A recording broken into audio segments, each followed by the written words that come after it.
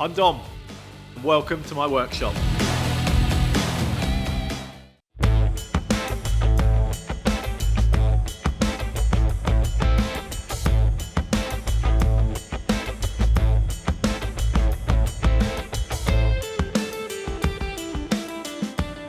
Well, welcome to another video. Thank you very much for joining me. It's very good to have you with us in the workshop. Unfortunately, I'm on my own this time. John and Ash have gone and left me to it. But the good news is, this is Porsche episode 2. Yes, we got the Porsche fixed down to the select table. That is brilliant news and I'm over the moon. If you haven't seen that video, check it out. But look, my little Series 2 Land Rover is up on the lift and up in the air, which has gained me a huge amount of space outside and underneath. I've got my BSA. I've actually sent off for the logbook for that now. So that is in DVLA's hands. As soon as I get that registration and the logbook back, we can start thinking about that. But for the moment, let's focus. We're on the Porsche. We're going to carry on stripping that down. There is an awful lot to take apart, starting with just the dash, the gauges, the dials, the knobs, the pulleys. There's a huge amount of bits. And I've got a feeling it's going to put up a fight for the entire time. So cue montage.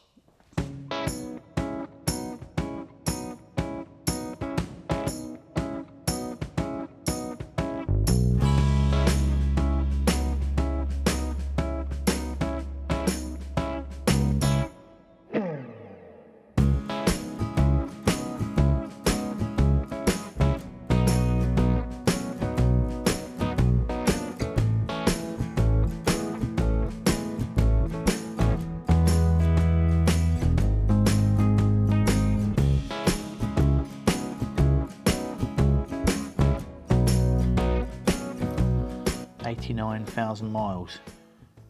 I think that's original. That is the speedo, first gauge out. Next up is the oil temperature gauge. I'll pop this down here. There's little backlights, little bulbs.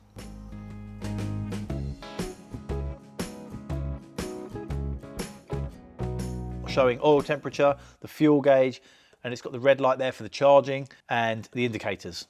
Very helpful gauge. They're not in bad condition. I feel like they should work without too much hassle, so very good. I will make sure I keep these safe. I've been sitting under here, getting all excited with my screwdrivers. I have not labelled a single wire. I've got no, look at the spaghetti under here of wires. But obviously I'm going to be replacing this loom when we come to rebuilding this car. I'm kind of relying on that new loom having a wiring diagram, and I really should know better than that.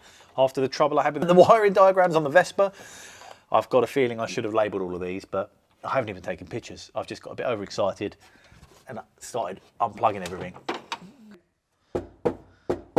I've completely forgot really and not taken into consideration how little there is holding this floor in place. Actually, maybe I should sit on the sill. Even that though, when I sit on it, look, it's all a bit soft. So, all right, noted. I'll be careful. Oh.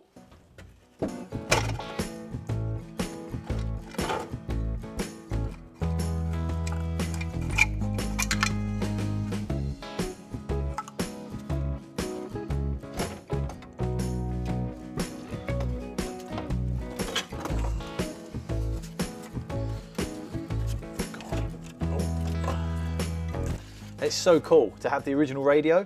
I know it's in very bad condition, but still. Now, obviously, I know a man that can. We've got Mark at the repair shop. I've got a feeling that he may be working his magic on the insides of this.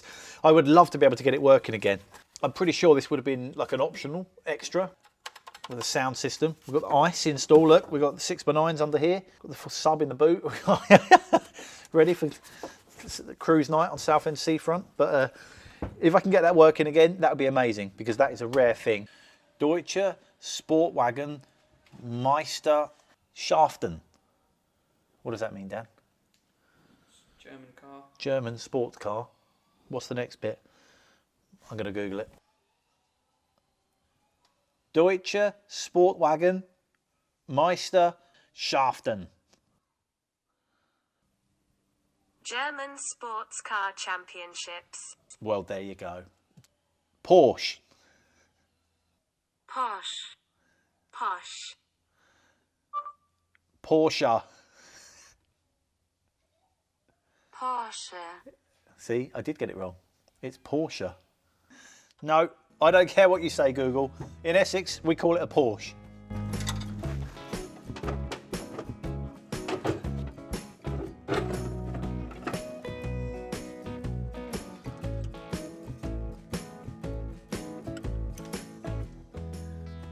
Yes, there we go.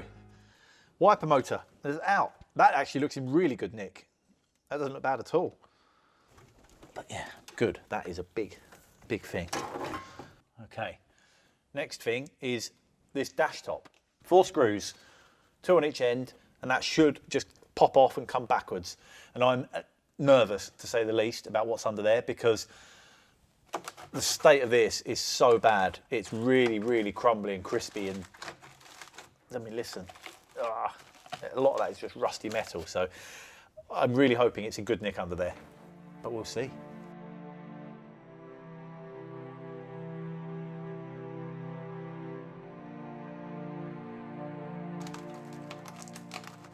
Oh, it's coming.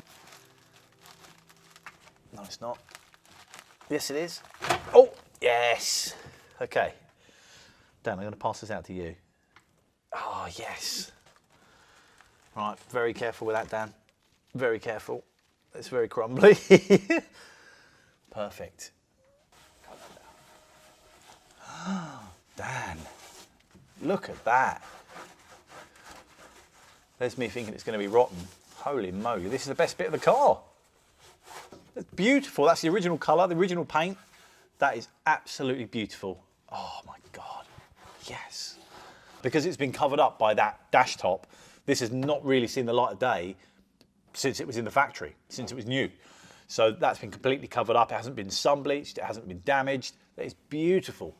That's going to be the perfect piece of paint, of the original paint, that I can use to colour match. So when it comes to repainting this car, that is what I'll be using to make sure that I've got it tinted and I've got the colour just right. It just needs to match that.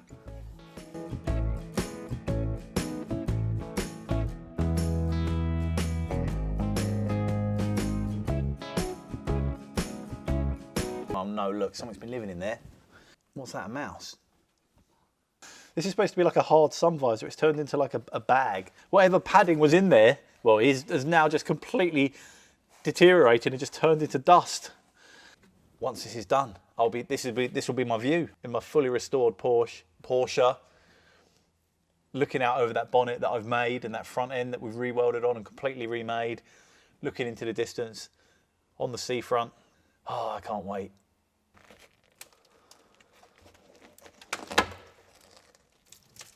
Oh my God. Oh, even the roof's rusty. For goodness sake. Oh. Oh no, I'm sitting in the wrong place. No, let me get out. Oh no. Yeah, look, it's all seeds. Oh, look at that. That is so good. Look at all the nuts. Look. What's that? Maybe the squirrel. Look.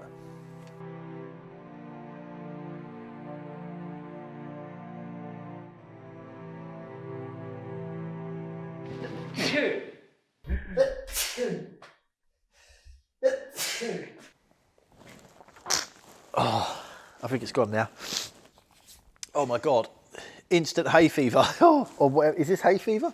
Some kind of allergy. I think I've got an allergy to dust. Oh, it's gone. Oh, I should have been wearing a mask. Oh God, I need a drink. Oh my God.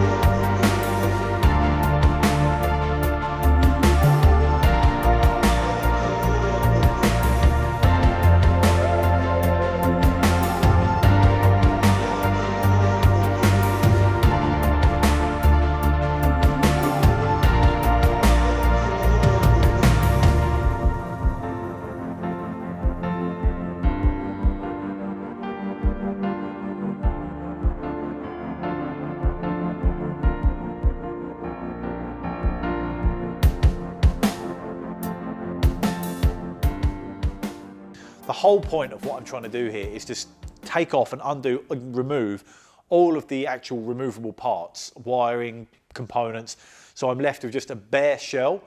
Then I will get a professional company in that will strip it back to bare metal. Whether it's sandblasting or media blasting, I'm not entirely sure yet. I might dip it, who knows? That is still up for debate. If you've got any experience with media blasting, sandblasting, acid dipping, what's the best approach to strip this whole thing back to bare metal? Let me know. I look forward to reading your comments.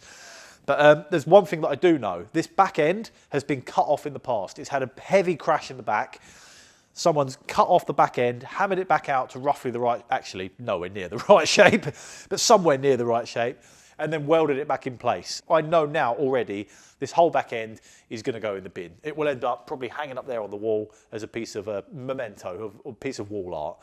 So there's two reasons for what I'm about to do. The first one is I don't want to be paying somebody to strip this and be stripping large panels like that I'm going to then just go and cut off. The second reason is to gain access, because underneath there's more panels, there's other bits, there's other little nooks and crannies that you can't get to right now because it's covered in this rear skin. So the only thing for it is to cut it off, remove it, and then see what on earth lies underneath. First of all, it's been cut off before. There's big weld marks running up each side. So I'm just going to cut back down those weld marks and remove this whole back end, because I want to see what's happening underneath this. I know the back end's dented and damaged, but I need to get in deeper, and there's only one way to do that, with this.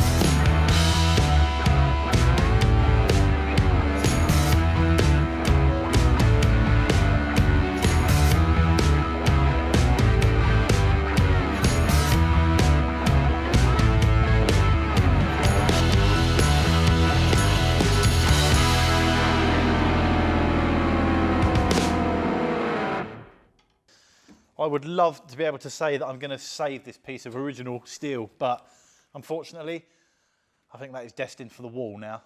There's no way that's going back on. Look at the state of it. Goodness me. This really is the gift that keeps on giving. This panel is not supposed to be flat, but it's certainly not supposed to be this shape. The rear impact has obviously bashed it in so far. I know it hit that inner arch on that side, but this whole inner skin is completely creased and rippled, all distorted and pushed in. This is where the engine lid shuts against it. The latch for the locking mechanism is here. So that is so critical that is millimetre perfect and in just the right spot. Getting that panel out of the way is brilliant, because I've gained access to all of this. And look at the rust under here. There is no way you would have been able to get to that if I'd left that panel in place. I'm going to have to cut a lot more off. This whole back panel, that inner wing, it's all going to have to come off right back to this firewall. I'm going to keep cutting and cutting. I'm going to be left with just a roof. This is a bit like when you try and cut your fringe straight and it keep, oh, a little bit there, oh, a little bit there, try and level it up and you end up with no fringe. I think I need to be quite careful. Before I know it, I'm going to be left with just a roof, and that's about it.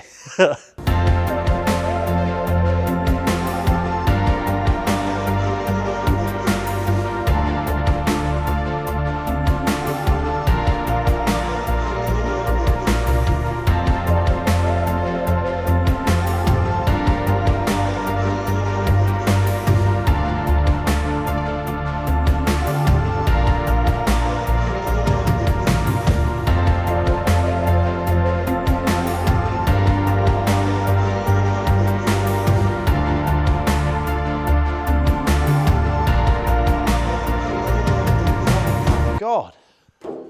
Whew. I'm not sure if that's too far gone or not. Do you reckon we could save that? Bent, twisted, distorted, rusty. This sits inside the engine bay. There's another one on the other side. Every single bolt I've had to cut off. It's just rotten. That's had it.